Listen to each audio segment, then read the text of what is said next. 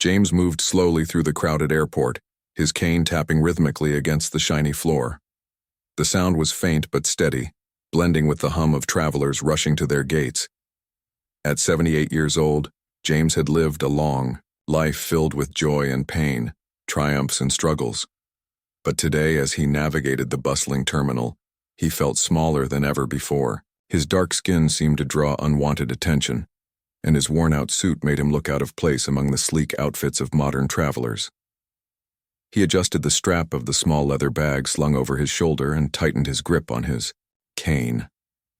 Inside the bag was everything he needed for his journey: a wallet, some keys, and a framed photograph of Evelyn, his late wife. She had been gone for 5 years now, but her memory still lingered in every corner of his heart. Today, James was traveling to Washington, D.C., carrying her ashes to fulfill her final wish. Evelyn had always loved history, especially the stories of freedom fighters and leaders who fought for justice. Scattering her ashes near the Lincoln Memorial felt like the perfect way to honor her. As James approached the security checkpoint, he noticed 2 guards standing by the metal detector.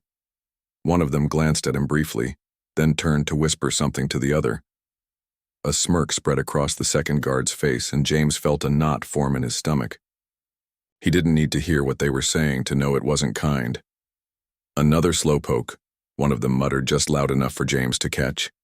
Though he kept walking, pretending not to notice, the words cut deep. James placed his belongings on the conveyor belt, careful to keep the framed photo upright. It was the last picture taken of Evelyn before she passed away, a beautiful portrait of her smiling warmly, her eyes full of love. As the items passed through the scanner, the guards began inspecting them with exaggerated care. One of them picked up the photo, holding it up to the light as if examining a piece of evidence. "Who's this? Your grandma?" he joked, earning chuckles from his partner. Other passengers waiting in line glanced nervously at James, unsure whether to step in or stay silent. No one said a word. James clenched his jaw, forcing himself to remain calm. He'd faced worse insults in his lifetime. Racism wasn't new to him. Growing up in the South during the Jim Crow era, he'd learned early on how cruel people could be. Back then, he couldn't even use the same water fountain as white folks without risking violence. Decades later, things had changed, but not entirely. Some wounds never fully healed, no matter how much time passed. Still, James refused to let these men see his anger. Instead, he focused on breathing deeply, reminding himself why he was here: to honor Evelyn. When the guards finally waved him through, James retrieved his belongings and stepped aside. His hands trembled slightly as he slipped the photo back into his bag. For a moment he considered saying something, demanding respect or calling out their behavior. But he decided against it. There was no point in causing a scene. Besides, he knew better than anyone that arguing rarely changed minds. What mattered most was staying true to himself and completing the task ahead. Unbeknownst to everyone around him, including the mocking guards, there was more to James than met the eye. Beneath his quiet demeanor lay a lifetime of courage and sacrifice. He had served in Vietnam, where he earned medals for bravery under fire. He had worked tirelessly as a mechanic, fixing cars and building trust with customers who initially doubted his abilities because of the color of his skin. And he had loved Evelyn with every fiber of his being, cherishing her laughter and strength until the very end. But none of that mattered to the guards or the strangers watching silently. All they saw was an old black man struggling to keep up with the pace of the world. Little did they know, James carried within him not only the weight of his past but also the seeds of an extraordinary future. His journey was far from over, and the events unfolding that day would leave a lasting impact, not just on him, but on those who underestimated him. For now, though, James simply continued forward, his steps slow but determined. Each tap of his cane echoed softly, a reminder that he was still moving, still fighting, still living. Whatever challenges lay ahead, he would face them with the same resilience that had carried him through decades of hardship. And perhaps, just perhaps, the universe had something unexpected in store for him. a twist neither he nor anyone else could have predicted. After clearing security, James made his way to a quiet corner of the terminal. The weight of the guard's mockery still lingered in his chest, but he tried to push it aside. He found an empty seat near Gate 17 and sank into it with a sigh. His knees ached from standing too long, and the noise of the bustling airport felt suffocating. For a moment, he closed his eyes, letting the chaos fade into the background. But even in the silence, memories came rushing back. Memories of Evelyn, of their life together, and of all the battles he'd fought just to survive. Evelyn had been more than his wife. She was his anchor, his light in the darkest moments. When he returned home from Vietnam, broken and unsure of his place in the world, she had held him together. Her laughter could brighten even the gloomiest days, and her wisdom guided him through countless storms. Together, they built a life filled with love and purpose. Even when sickness took her away, James never stopped feeling her presence. She was the reason he was here today, carrying her ashes to fulfill her dream. As James sat there lost in thought, a young woman nearby caught his attention. She looked to be in her late 20s, with curly hair tied back in a loose bun and glasses perched on her nose. She was typing furiously on her laptop, occasionally pausing to sip coffee from a paper cup. Something about her demeanor seemed warm and approachable. So when she glanced up and noticed James staring absently into space, she offered him a small smile. "Rough day?" she asked softly, her voice cutting through the din of the airport. James blinked, startled by the question. He hesitated for a moment before nodding. "You could say that," he replied, his tone measured but tinged with weariness. The woman set her laptop aside and leaned forward slightly. "Mind if I join you?" she asked, gesturing to the empty seat beside him. James shrugged. "Suit yourself." She introduced herself as Sarah and explained that she was traveling for work, a marketing conference in D.C. As they talked, James found himself opening up in ways he hadn't expected. Maybe it was the kindness in Sarah's eyes, or the genuine curiosity in her questions, but he felt compelled to share pieces of his story. He told her about Evelyn, about their life together, and about the mission that brought him to the airport today. Sarah listened intently, nodding at the right moments and asking thoughtful follow-up questions. Unlike many people who dismissed him as just another elderly man, she treated him with respect, hanging on to every word he said. In return, she shared bits of her own life, how she struggled with self-doubt despite her success, how she often felt out of place in corporate settings, dominated by men. Their conversation flowed naturally, bridging the gap between generations and experiences. For the first time that day, James felt seen, not as a burden or an inconvenience, but as a human being with a rich history and valuable insights. Sarah's empathy reminded him of Evelyn, and he couldn't help but smile as they spoke. By the time boarding was announced, they had exchanged phone numbers, promising to stay in touch.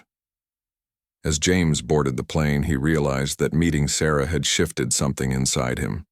The bitterness from earlier began to ease, replaced by a renewed sense of hope. Perhaps not everyone in the world was blind to his worth. Perhaps there were still people willing to look beyond appearances and listen. Settling into his window seat, James gazed outside at the tarmac bathed in golden sunlight. The plane vibrated gently as passengers shuffled to their seats, stowing bags and adjusting headphones. Despite the turbulence of the day, James felt a flicker of peace. He clutched the leather bag containing Evelyn's photo tightly, whispering a silent prayer of gratitude for her memory, for Sarah's kindness, and for the strength that had carried him this far. But unknown to James, the journey ahead would test him in ways he couldn't imagine. Life had a way of throwing curveballs when least expected, and this flight was no exception. Somewhere above the clouds, destiny awaited, ready to rewrite the script of his day, and maybe even his life. The plane roared to life, its engines vibrating beneath James's feet as it taxied down the runway. He gripped the armrests tightly, his knuckles whitening with each jolt. Flying had never been his favorite thing. It reminded him too much of the helicopters he'd boarded during his time in Vietnam. But today the turbulence wasn't just physical. It was emotional. The memory of the guard's sneers still lingered, though Sarah's kindness had softened its sting. Still, James couldn't shake the feeling that something significant lay ahead, waiting for him beyond the clouds. As the aircraft climbed higher, the world outside the window transformed into a sea of fluffy white clouds bathed in golden sunlight. It was peaceful up here, far removed from the chaos of the airport below. James leaned back in his seat, closing his eyes and letting out a slow breath. For a moment, he allowed himself to drift, imagining Evelyn sitting beside him, her hand resting gently on his. "We're almost there," he whispered softly, half expecting to hear her laugh in response. But the silence remained unbroken. About 20 minutes into the flight, the calm was shattered. A sudden dip sent passengers grabbing for their armrests, gasps filling the cabin as drinks spilled and luggage rattled overhead. James tightened his grip on the seat, muttering a quick prayer under his breath.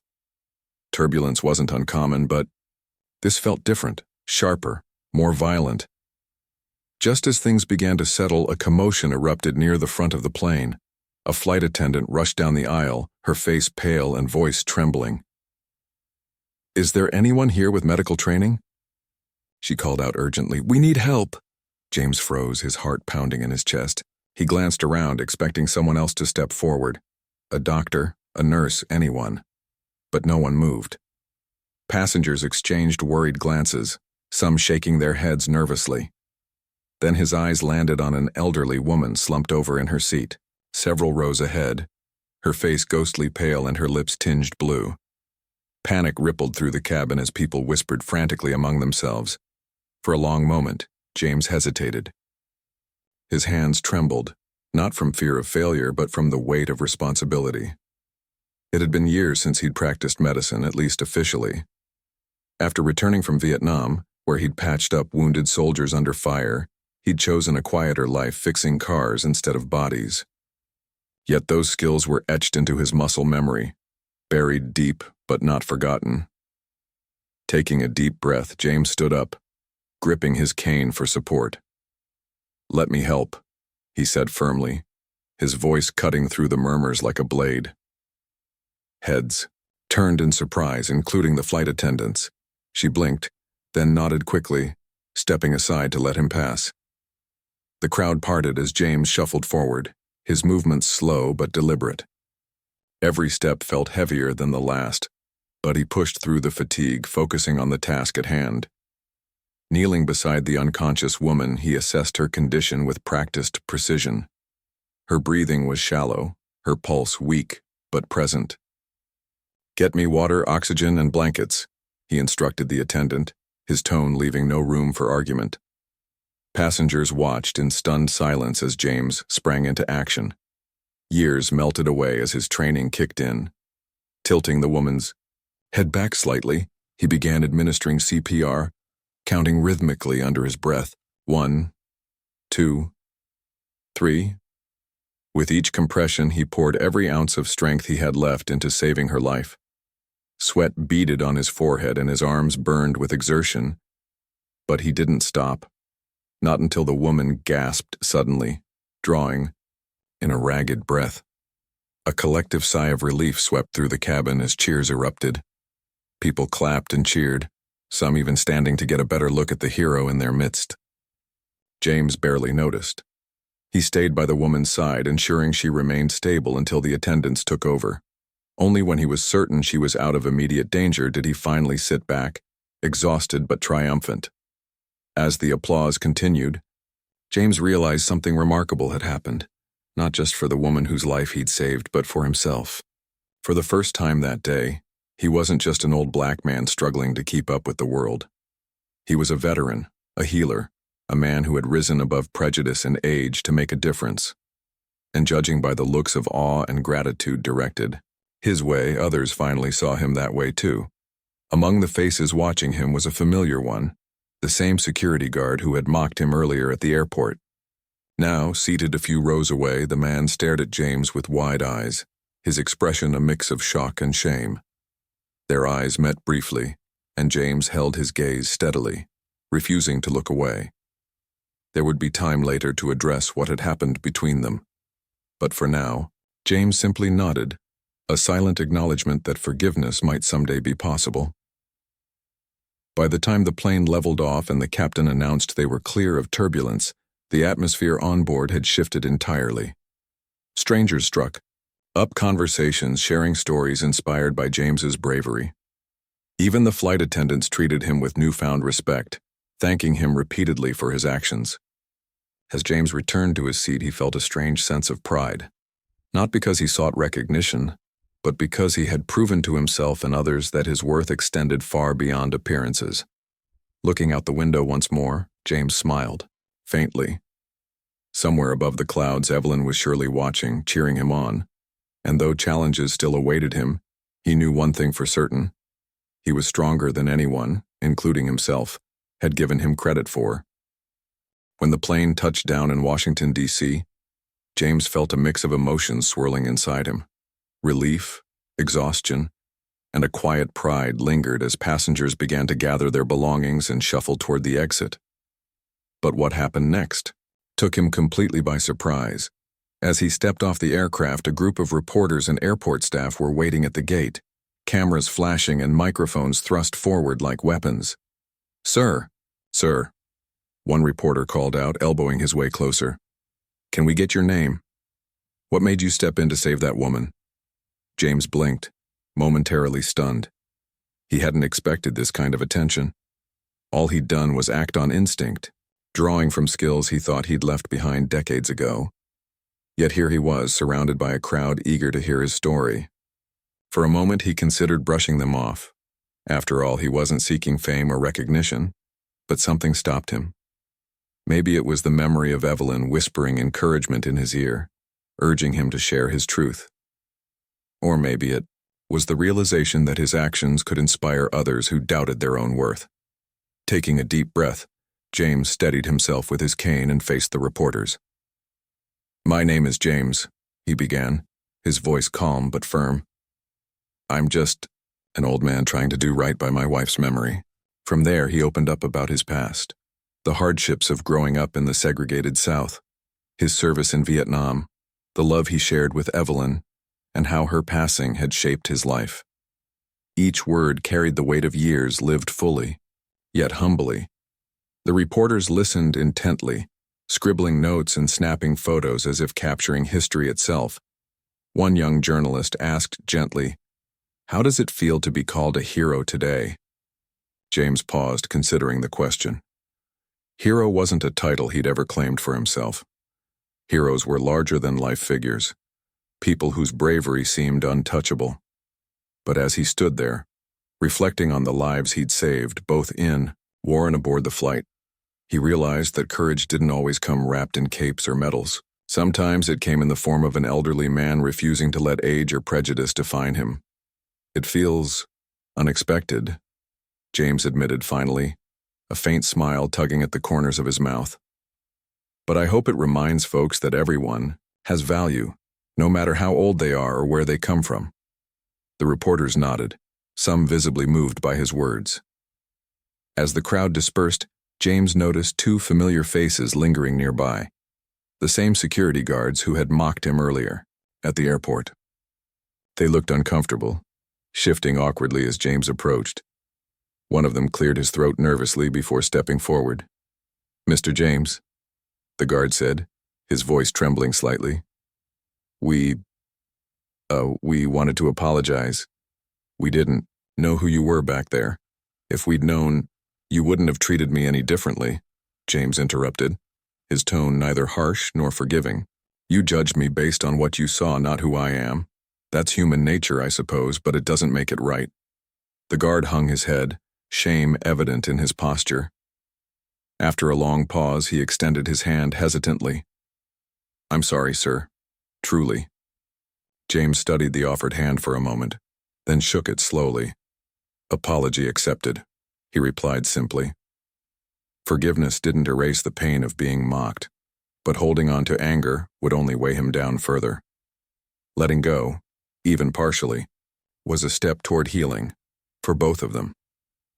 With that exchange behind him, James continued on his journey, his resolve stronger than ever.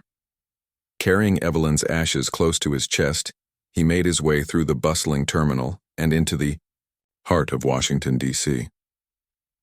The city buzzed with energy, its streets alive with tourists, politicians, and dreamers alike.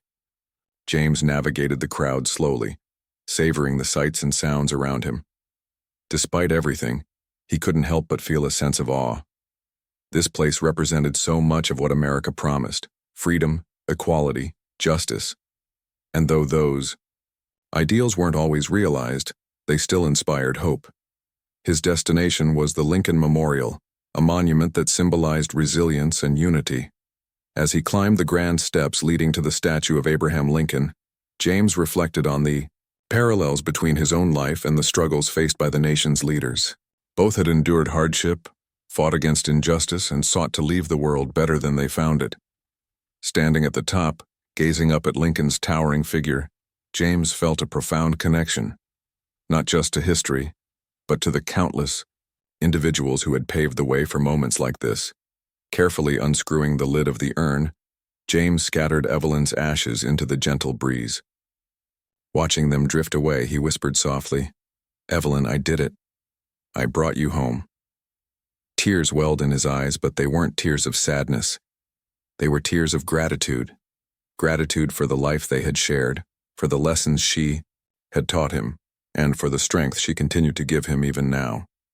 As he turned to leave, a familiar voice called out behind him, "Mr. James." Turning, he saw Sarah, the young woman from the cafe at the airport, waving enthusiastically. She explained that she'd followed the news coverage and wanted to thank him personally for inspiring her. Together, they walked back toward the city, sharing laughter and stories along the way.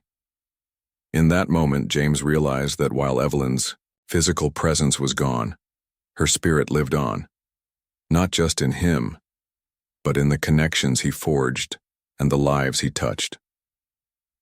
By the time night fell over the city, James felt lighter somehow, as if the burdens he'd carried for so long had begun to lift. The day had been long and challenging, but it had also been transformative. Through acts of kindness, forgiveness, and courage, James had reclaimed pieces of himself he thought were lost forever. And though the road ahead might still hold obstacles, he knew one thing for certain: he was ready to face them, one step at a time. The days following James's arrival in Washington, D.C. passed in a blur of emotions and activity. News of his heroic act on the plane spread quickly, carried by social media posts, local news segments, and heartfelt interviews he gave to reporters eager to share his story. At first, James felt overwhelmed by the attention. He wasn't used to being in the spotlight. For most of his life, he'd preferred to stay out of it, quietly doing what needed to be done without seeking recognition. But as strangers reached out to thank him or express admiration for his bravery, he began to see the impact of sharing his truth. One morning, as James sat alone in his modest hotel room sipping coffee, an envelope arrived at his door. It bore the logo of the airline he'd flown with, and inside was a handwritten note accompanied by a travel voucher for free flights anytime. The letter thanked him for his selflessness and assured him that his actions had inspired not only passengers but also employees within the company. They hoped the gesture would encourage him to continue exploring the world, a small token of appreciation for someone who had given so much. James read the note several times, his fingers tracing the words carefully typed on the page. It wasn't the voucher that moved him. It was the sincerity behind the message. For years, he'd been treated as invisible, dismissed because of his age or the color of his skin. Yet here was proof that people could change their perspective, if given the chance. That thought brought a bittersweet smile to his face. Change didn't come easily, but when it did, it opened doors once thought permanently closed. Meanwhile, the media coverage sparked more than just personal gratitude. It reignited interest in veterans' stories across the country. Local organizations dedicated to honoring service members took notice of James's journey and decided to host a special ceremony in his name. When they contacted him, James hesitated. Public speaking wasn't something he enjoyed, and standing center stage made him uneasy. But after some encouragement from Sarah, who had become a close friend during this whirlwind week, he agreed to attend. On the day of the event, James dressed in his best suit, the same one he'd worn while scattering Evelyn's ashes, and headed to the community center where the ceremony was being held. As he walked through the doors, he was greeted by applause from a packed audience. Veterans young and old filled the seats, along with families, local leaders, and curious citizens. A banner hung above the stage read, "Honoring courage, saluting. James and all who serve." When it was time for James to speak, he stepped up to the microphone, gripping the podium tightly. His hands trembled slightly, but his voice remained steady as he began to recount his experiences, not just from Vietnam, but throughout his entire life. He spoke about growing up under segregation, serving his country despite systemic racism, losing Evelyn and finding new purpose in unexpected places. Each word carried the weight of decades lived fully yet humbly. "What I want you all to take away today," James said, pausing to look directly into the crowd, "is that respect isn't given freely. It's earned through understanding, kindness, and action. We can't control how others treat us, but we can choose how we respond. And sometimes those responses shape not just our own lives, but the lives of everyone around us." The room erupted in applause, many wiping away tears as they stood to honor him. Among the attendees were the same security guards who had mocked him at the airport. This time, however, they approached him with genuine remorse, shaking his hand, and thanking him for showing them the error of their ways. Their apology might not undo the harm caused, but it was a step toward reconciliation, and James appreciated the effort. After the ceremony, James returned to his hotel feeling both drained and uplifted. The events of the past few days had reminded him of something important. Resilience wasn't just about enduring hardship. It was about rising above it and using your experiences to inspire others. Evelyn had always believed in the power of connection, and now James understood why. By opening up about his struggles and triumphs, he had forged bonds with strangers turned friends like Sarah, challenged stereotypes, and left a lasting impression on those who doubted him. That evening, James sat by the window of his hotel room, gazing out at the city lights twinkling below. Beside him lay two photographs, one of Evelyn, her warm smile frozen in time, and another taken earlier that day.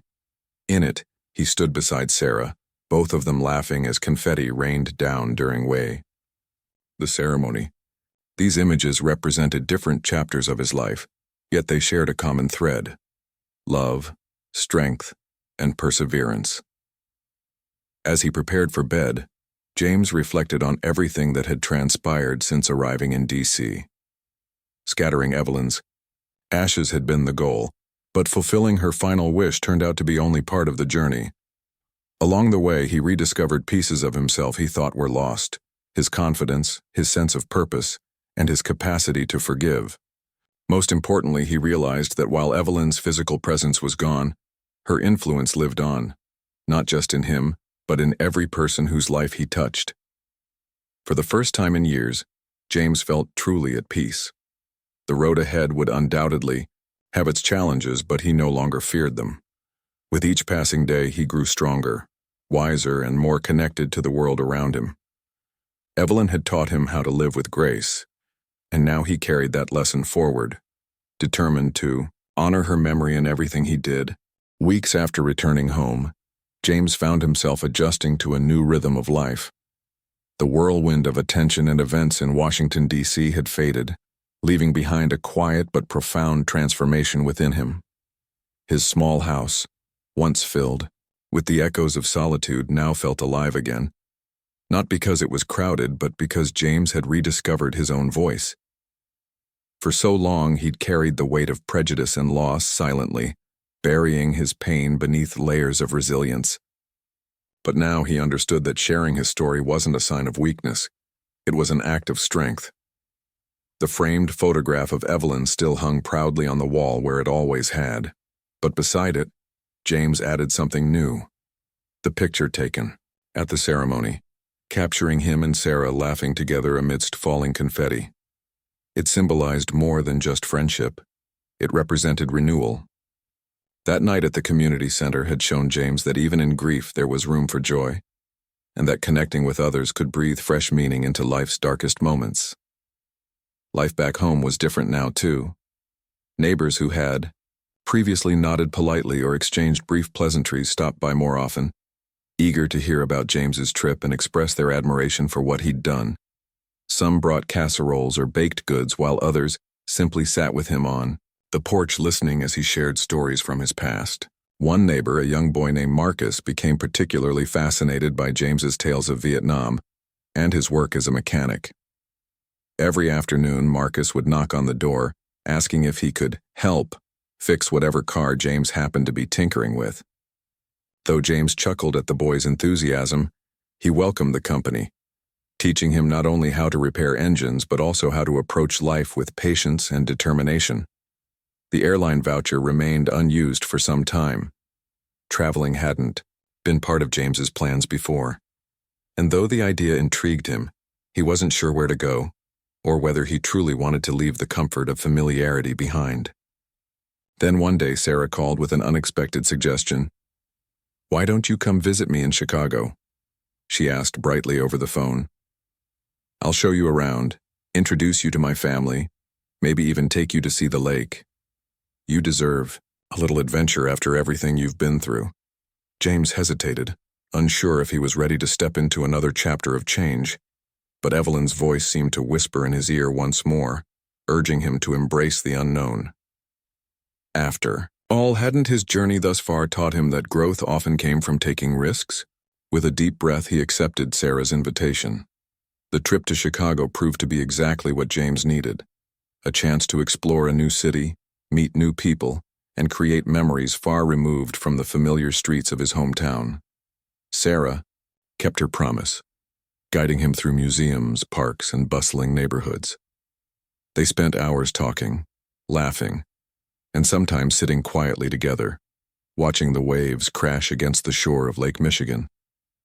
During those peaceful moments, James realized how much lighter his heart felt compared to just months ago. The bitterness that had lingered after years of mistreatment had begun to dissolve, replaced by gratitude for Sarah's friendship, for the kindness of strangers, and for the opportunities life continued to offer. Back home, James threw himself into projects that gave him purpose. He volunteered at a local veterans center, mentoring younger service members struggling to adjust to civilian life.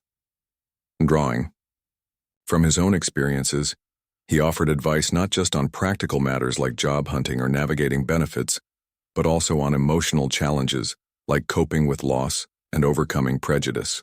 Many of the veterans found solace in his wisdom, thanking him for helping them feel less alone.